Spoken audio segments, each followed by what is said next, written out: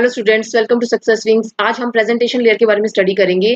Presentation layer की क्या functionalities हैं, इस लेयर पे क्या प्रोटोकॉल्स यूज होते हैं और रियल लाइफ एग्जांपल में कैसे प्रेजेंटेशन लेयर काम आती है, तो ये सब स्टडी करेंगे। तो स्टार्ट करते हैं।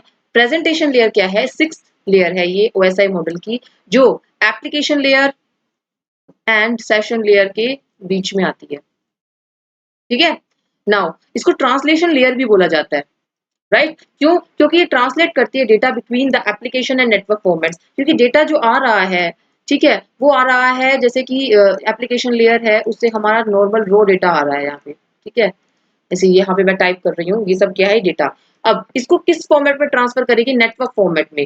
ठीक है, नेटवर्क में हमारा एबीसीडी थोड़ी ट्रांसफर होता है। नेटवर्क लेयर पे तो हमारा बाइनरी डेटा या सिग्नल फॉर्म में डेटा ट्रांसफर होता है। तो ये पहले किसी दूसरे फॉर्मेट में डेटा को ट्रांसफर करेगी, उसके बाद डेटा जो है रिसीवर तक पहुंचेगा। ठीक है, तो ये काम किसका होता है? प्रेजेंटेशन लेयर का।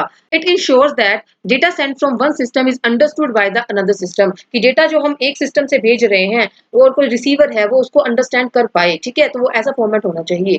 नाउ एग्जांपल, जैसे कि यूजर ने सेंड किया एक इमेज को, ठीक है, तो जेपीजी कंप्रेशन लगा उसके ऊपर, फिर वो इंक्रिप्ट होगा। जो हमारी इमेज है वो इंक्रिप्ट की जाएगी, उसके बाद उसको सेंड किया जाएगा, फिर रिसीवर साइड पे जाएगी, वो रिसीवर साइड पे दोबारा से उसको डिक्रिप्ट किया जाएगा, फिर उसको ट्रांसलेट किया जाएगा, फिर वो डिस्प्ले हो जाएगी फाइनली। तो इतनी सारी प्रोसेस आती है जो हमें पता नहीं होती है प्रेजेंटेशन लेयर पे, यानी कि कैसे प्रेजेंट करना है हमें अपने डेटा को। ठीक है, सेंडिंग साइड से हमने, सेंटर से हमने अपने डेटा को भेजा और रिसीवर को कैसे प्रेजेंट होगा हमारा डेटा, वो सब काम यहाँ पे प्रेजेंटेशन लेयर पे किया जाता है। ठीक है, तो इंक्रिप्शन हुआ, राइट? ये सारा कंप्रेस करना अपने डेटा को, इंक्रिप्ट करना अपने डेटा को, ये सारा काम किसका होता है? ये सारा काम हमारा प्रेजेंटेशन लेयर पे ही किया जाता है। नाउ अब रिस्पॉन्सिबिलिटीज क्या है? पहले ट्रांसलेशन का ही, कि हम क्या करते हैं, कन्वर्ट करते हैं अपने डेटा को एप्लीकेशन फॉर्मेट से नेटवर्क फॉर्मेट में। ठीक है, और वाइस वर्सा। जैसे अब सेंटर साइड पे तो एप्लीकेशन फॉर्मेट से नेटवर्क फॉर्मेट में किया जाएगा, फिर जब रिसीवर साइड पे जाएगा, क्योंकि वो डेटा इस तरह से आ रहा है नेटवर्क से, फिर उसके बाद ट्रांसपोर्ट लेयर, फिर सेशन लेयर, फिर प्रेजेंटेशन लेयर, फिर एप्लीकेशन लेयर, फिर फाइनली रिसीवर को मिलेगा। ठीक है, तो ये सब प्रोसेस हो रही है। तो कहाँ कैसे डेटा ट्रांसफर होगा? नेटवर्क नेटवर्क फॉर्मेट से वो एप्लीकेशन फॉर्मेट में दोबारा से डेटा को ट्रांसफर किया जाएगा। डेटा कंप्रेशन, यानी कि it reduces the number of bits used to represent the data. हमने कुछ जैसे बिट्स है ना, ये बिट्स से मिलके ही हमारी पूरी की पूरी डेटा बनता है, पूरा डेटा बनता है बिट्स से मिलके। तो अगर कुछ बिट्स लॉस हो जाए, ऐसी बिट्स जो कुछ लॉस हो जाए, तो उससे कुछ फर्क नहीं पड़ेगा। तो ऐसी बिट्स को लॉस करना ही कंप्रेशन होता है, यानी कि जैसे इमेज का कंप्रेस कर दिया, जैसे पिक्सल्स हैं इमेज में बहुत सारे। ठीक है, यहाँ पे बहुत सारे पिक्सल्स हैं, अगर उसमें से एक आधी पिक्सल मिस भी हो गई तो कोई फर्क नहीं पड़ेगा इमेज पे, इमेज की क्वालिटी पे। तो हमने क्या किया, उसको जेपीजी फॉर्मेट में कन्वर्ट कर दिया, यानी कंप्रेस कर दिया उस इमेज को, फिर हमने सेंड कर दिया रिसीवर को। तो वो होता है data compression. It reduces the number of bits used to represent the data. Example, when sending audio video files, तो कंप्रेस कर देते हैं हम, जैसे MP3, MP4, JPG, ये फॉर्मेट्स लगा देते हैं, जिससे क्या है, साइज रिड्यूस हो जाता है और इट सेव्स बैंडविड्थ, जिसकी वजह से बैंडविड्थ सेव होती है। तो इसीलिए हम डेटा कंप्रेशन का यूज करते हैं। अब डेटा इंक्रिप्शन और डिक्रिप्शन काम किसका होता है? वो भी प्रेजेंटेशन लेयर का काम होता है। इसमें क्या होता है? It ensures data security during transmission, की जब हम डेटा ट्रांसमिट कर रहे हैं तो डेटा सिक्योर होना चाहिए, राइट? ये नहीं कि हमारा डेटा कोई भी थर्ड पार्टी देख ले। तो हम क्या करेंगे, उसके ऊपर इंक्रिप्शन अप्लाई करते हैं। ठीक है, इंक्रिप्शन के लिए हम क्या प्रोटोकॉल्स यूज करते हैं? SSL TLS प्रोटोकॉल यूज करते हैं, जो क्या है, इंक्रिप्ट करता है डेटा को for secure communication.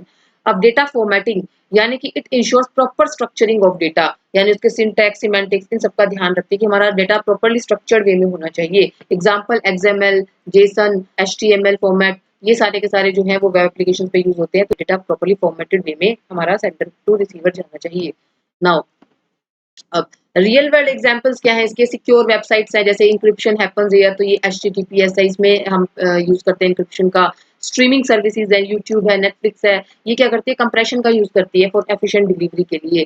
File transfer systems हैं, राइट? जैसे कि FTP, ईमेल अटैचमेंट्स है, इसमें फॉर्मेट का ट्रांसलेशन होता है, फॉर्मेट ट्रांसलेशन होता है। मल्टीमीडिया एप्लीकेशन, जैसे इमेज, वीडियो, ऑडियो की हम इनकोडिंग करते होते हैं, तो ये सब आ गया इसके अंदर रियल वर्ल्ड एग्जांपल्स के अंदर। अब प्रोटोकॉल्स क्या होते हैं? प्रोटोकॉल्स इसके अंदर इंक्रिप्शन सिक्योरिटी के लिए हम यूज करते होते हैं TLS और SSL का। ईमेल फॉर्मेटिंग के लिए हम ये यूज करते हैं।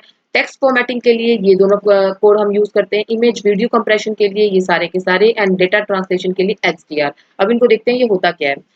TLS और SSL, ये क्या है? TLS means transport layer security, SSL means की सिक्योर सॉकेट लेयर।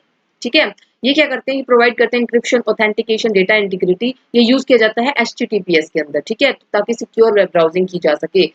अब ये क्या होता है, ये होता है मल्टीपर्पज इंटरनेट मेल एक्सटेंशंस, यानी कि it defines format for email messages with attachments. यानी कि जब हम अटैचमेंट्स जो भेज रहे हैं ना, तब हम ये यूज कर रहे होते हैं, ठीक है। जब हम जो अटैच कर रहे होते हैं, फाइल्स अटैच कर रहे होते हैं मेल सेंड करते टाइम, तो हम इस प्रोटोकॉल को यूज करते हैं, जिसमें हम टेक्स्ट, इमेजेस, ऑडियो, वीडियो, ये सारे के सारे क्या करते हैं, हम भेज सकते हैं। तो ये इस फॉर्मेट को डिफाइन करता है। इट कन्वर्ट्स मल्टीमीडिया डेटा को स्टैंडर्ड फॉर्मेट फॉर ट्रांसमिशन, यानी कि ये मल्टीमीडिया डेटा है, ठीक है। तो इसको हम स्टैंडर्ड फॉर्मेट में, जिसके थ्रू क्या है, जो हमारा जो डेटा है वो ट्रांसफर किया जाएगा, ठीक है। तो वो हम इस फॉर्मेट में इसको कन्वर्ट करते हैं। जेपीजी क्या होता है, जॉइंट फोटोग्राफिक एक्सपर्ट्स ग्रुप। ये इमेज को कंप्रेस करने के लिए काम किया जाता है, ठीक है। Image compression standard for efficient storage and transfer of pictures, ताकि इफिशिएंटली हमारी पिक्चर्स का ट्रांसफर हो सके, ठीक है। हम कंप्रेस करते हैं ताकि उसका साइज रिड्यूस हो, और साइज रिड्यूस होगा तो हमारी बैंडविड्थ यूसेज कम होगी। तो जेपीजी को हम इमेजेस के लिए यूज करते हैं, इमेज को कंप्रेस करने के लिए यूज करते हैं। जीआईएफ है ग्राफिक्स इंटरचेंज प्रोटो फॉर्मेट, ये यूज किया जाता है टू कंप्रेस इमेजेस और एनिमेशंस को, ठीक है। इन दोनों को ही कंप्रेस करने के लिए यूज होता है। पीएनजी क्या होता है, ये लॉसलेस इमेज कंप्रेशन है, इसमें कुछ लॉस नहीं होती हमारी पिक्सल, फिर भी स्टिल हम इमेज को कंप्रेस कर सकते हैं। ये होता है पोर्टेबल नेटवर्क ग्राफिक्स, ठीक है।